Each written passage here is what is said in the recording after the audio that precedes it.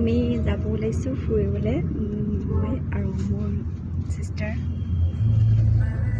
আৰু ইফালে আছে ভাইজান।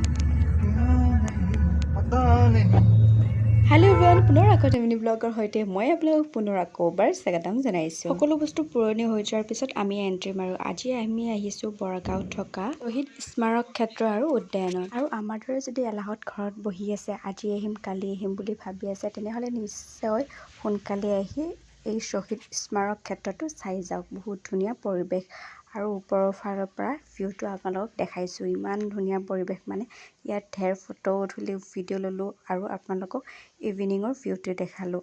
বহুত বেছি ধুনীয়া পৰিৱেশত আহিলে ঘৰলৈ যাব ইচ্ছাই নাযায়। ঘৰততো যাবই লাগিব, কাৰণ ঘৰত নগ'লে ক'ত যাম। তাৰপিছত আমি গ'লোঁ ঘৰলৈ, কিন্তু যোৱাৰ আগত কিবা এটাতো খাব লাগিব।